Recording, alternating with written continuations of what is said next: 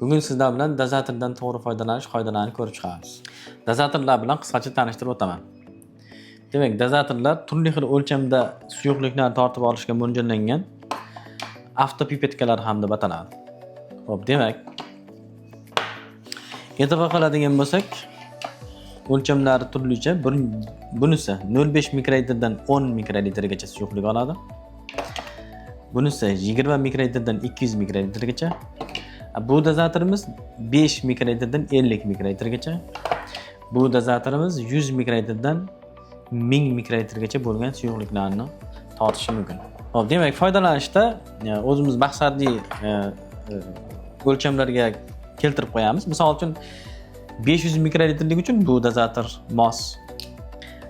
Lekin bu 100 mikrolitrgacha oladi, lekin 100 mikrolitrga tushur, yana 500 ga ko'tarib qilmaysizda. 100 mikrolitr uchun, misol uchun 20 mikrolitrdan 200 mikrolitrgacha bo'lgan dozatorimiz mos hisoblanadi.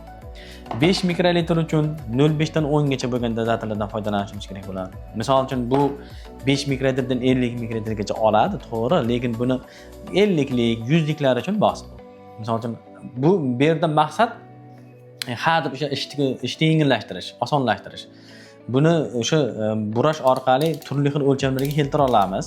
Lekin har safar g'itir bura u yoqqa bu yoqqa qilib o'tirmasdan o'sha tegishli o'lchamlarga moslab qo'ysak, o'shalardan foydalanamiz. Lekin o'sha chegaragacha bo'lgan qism nimalar suyuqliklarda bemalol olsa bo'ladi. Faqat undan oshirib yoki kamaytirib olmas kerak.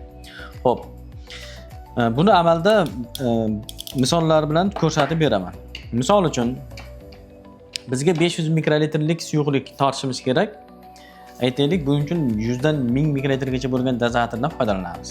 Misol uchun bu aytaylik 700 mikrolitrda turibdi. Mana misol 700 mikrolitrda turgan bo'lsa, aytaylik. Buni birinchi qiladigan ishimiz 500 mikrolitrga sozlab olamiz. 500 mikrolitrga sozlab olamiz. Burash orqali. Mana 500 mikrolitrga sozlab oldik. Ana endi foydalanish qoidalari. Foydalanganimizda olishimizda bu knopkani bosish orqali amalga oshiramiz. Mana nakonechnik birinchi qo'yib olaman. Nakonechnik dozatorga zich turish kerak. Agar bo'sh bo'lib qoladigan bo'lsa, havo ketib qoladi. Tortganimizda havo ketib qoladigan bo'lsa, noto'g'ri o'lchamlarda oladi. Xo'p, demak, nakonechda joylaganimizdan keyin 500 mikrolitrga buni sozlab oldik. Endi diqqat qilishimiz kerak bo'lgan narsa olish qoidasi. Buni bosamiz, mana knopkani bosganimizda o'zi to'xtaydi mana.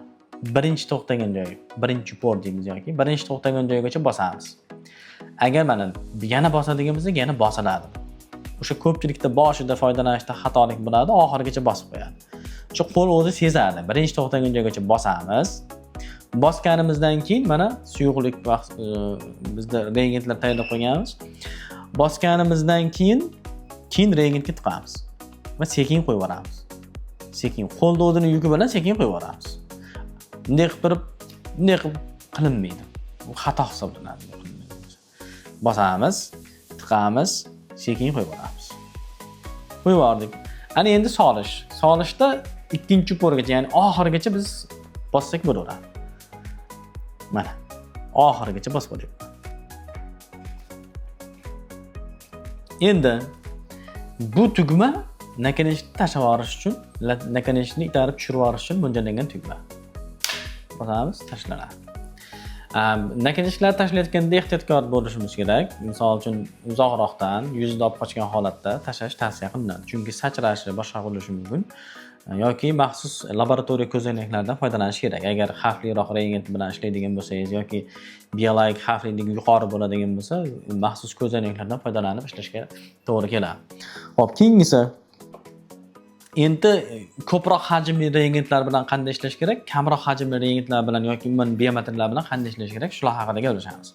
Misol uchun ko'proq hajmli reagentlar bilan ishlaganimizda, mana aytaylik, ko'proq hajmli reagentlar bilan ishlaganimizda reagentni o'zini sirtqanayligini hisobiga o'sha o'zini yuki bilan bemalol hamma reagentlar tushib ketadi. Mana. Hammasi tushib ketyapti. Lekin kam hajm bilan ishlaganimizda o'sha sirtqanayligini hisobiga o'zi tomchilolmaydi. Masalan, tomchi ham eng kamida misol uchun reagentni o'sha suyuqlikni sirtqanayligiga qarab, misol uchun 40 mikrolitr, 50 mikrolitr atrofida bo'ladi. Tomchi. lekin juda ham kam miqdor bo'ladigan bo'lsa tom olmay qoladi. Endi misol uchun 10 mikrolitr aytaylik. 10 mikrolitr misolda ko'rib chiqamiz. 10 mikrolitr olyapman. Mana endi tomoqchi bo'lyapman. Bilasizmi? Bunda sirtrangligi pastroq ekan. Masalan, biomateriallarda bunday bo'lmaydi. Biomaterialga birorta zardob bo'ladigan bo'lsa, tommasdan turaveradi. O'sha holatlarda ko'pchilik buni o'sha boshida xato qilib, nimadir qilish kerak, devoriga tekkizib, devorda qolib ketgan shunaqa bo'ladi. Misol uchun, mana. Aniq o'rtadan tomsa borib tushyapti. Lekin agar tommaydigan bo'ladigan bo'lsa, devorda qolib ketadi. Hozir buni o'sha biomateriallarda zardob misolida ko'rsatib o'tishga harakat qilaman. Zardob misolida ko'rib chiqamiz, misol. Olyapmiz. Devorda qolib ketmasi kerak.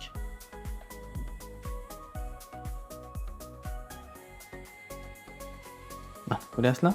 Tommayapti. Devor. Men nimaga buni ko'rsatmoqchiman? 20 mikrolitr, 10 mikrolitr, 50 mikrolitr aytaylik, kam hajmli biomateriallarni umuman yoki biomaterial bo'ladimi, reagent bo'ladimi, albatta nakinishlikda oxirigacha, ya'ni suyuqlikgacha tiqib turib amalga oshirish kerak solishni. O'sha eng to'g'ri variant bo'ladi. Masalan, misol uchun olamiz. Biz solmoqchi bo'lgan suyuqlikka tiqamiz buni. Tiqqandan keyin oxirigacha bosamiz. Oxirigacha bosib turib keyin qo'yib yuboramiz. Tortib olamiz ya'ni. Tashlaymiz.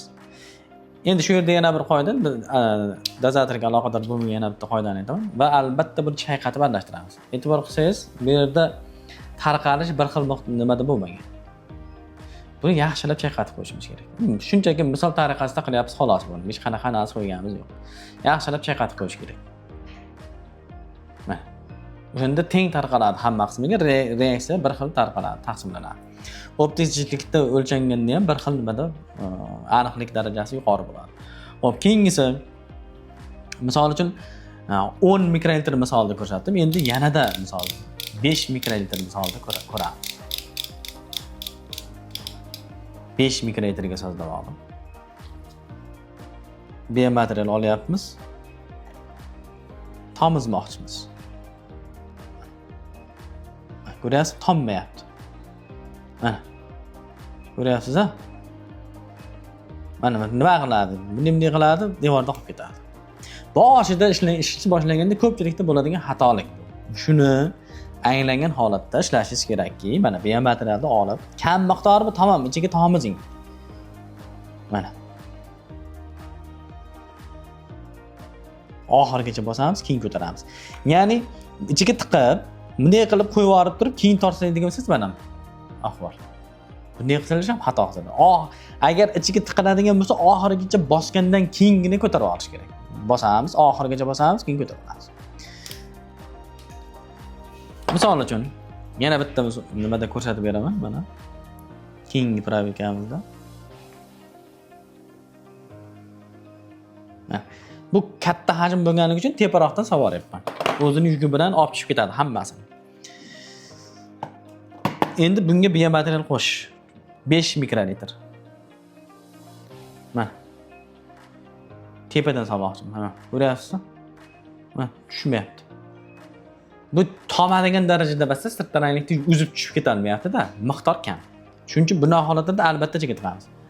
Keyingisi mana, endi ichiga tiqib turib solamiz. O'zi bitta xato ketdi o'sha. Bu xatolik hisoblanadi. Masalan, xuddi shu holat mana bu yerga tomib qolsa va bu tushmay qoldi deb yana bitta qildingizda, keyin chayqatgan paytingiz haligini ham qo'shib olasiz. Tushunyapsizlar? Mana ichiga tiqasiz. Solamiz. Endi ba'zi holatlarda, misol uchun ifanlarda ko'proq qo'llaymiz, pipetrovat degan narsa bor. Pipetrovat degani shu pipetkalar borish. Ya'ni bunday qilib o'ynatib yuboriladi. Bosib, ko'tarib, bosib, ko'tarib, bosib, ko'tarib, bu ham aralashtirishga yordam beradi. Lekin baribir eng to'g'ri variant bioximiyada ayniqsa o'sha so'bogundan keyin biomaterialni proberkani bir-ikki marta bunday qilib chayqatib qo'yish.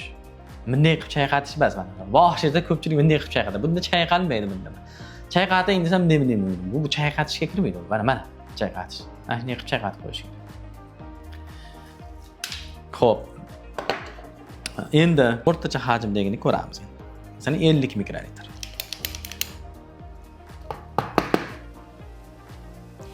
Rengit misoli. Agar siz tochni misol o'rtasiga uraman, tochni tushadi deb ishonchingiz komil bo'lsa, sal ozroq tiqib turib, oxirigacha bosib olsangiz haqiqatan tushib ketadi. Mana. Mana bunday ko'rsatib beraman.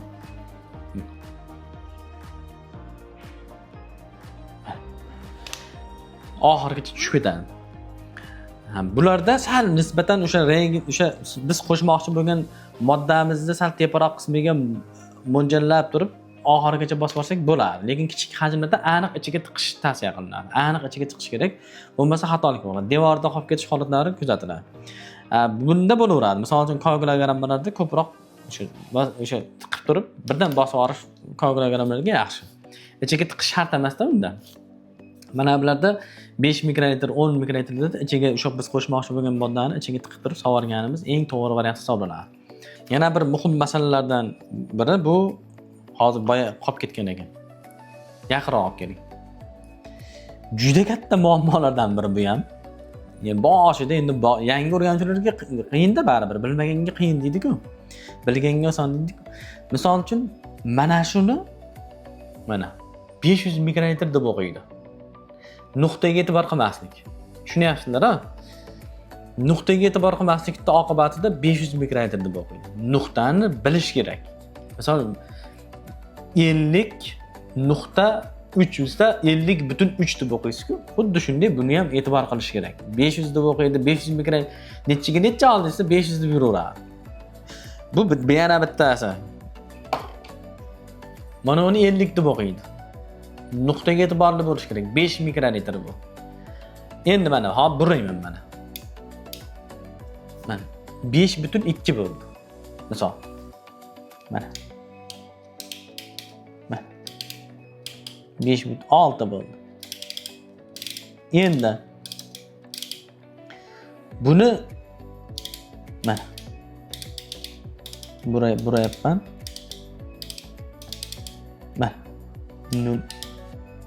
Mana shuni 5 deb o'ylaydi. Mana shunaqa holatga keltirib oladi. 5 mikrolitr olyapman deb o'ylaydi. Shunaqa holatlardan ehtiyot bo'lish kerak. Bu video albatta yangi o'rganuvchilar uchun, professional mutaxassislarimiz uchun emas bu. Yangi o'rganuvchilarga manfaatli bo'ladi degan maqsadda olyapmiz. Chunki bunday holatlarda xatoliklar ko'p bo'ladi-da. Boshlang'ich o'rganuvchilarda juda e'tiborli bo'linglar. Videoni diqqat bilan ko'ringlar, albatta foydali bo'ladi. 5 mikrolitr mana. Keyingisi xo'p. Mana bu yerda bu 100 dan 1000 gacha-ku. 100 dan 1000 gacha mana uni 500 ligini his qilish kerak. Buni 0.5 deb o'ylaydi bir xilgilar. 0.5. Agar 1 litrda bo'lsa 0.5 to'g'ri, butun yo'q birinchidan. Bu raqamdan agar butun bo'lmasa, raqamdan chap tarafda turgan nollar hisobga olinmaydi. O uydagidagi sho'tchiklar bor-ku, chap o'ngdan chapga qarab to'lib boraveradi. Xuddi shunaqa. Mana hozir mana buraymiz. Keyingi nima? Chunki 1000 da 3 ta nol bo'lishi kerak. O'sha bitta bir u yoqqa o'tib, bu yoqqa 3 ta nol to'ladi.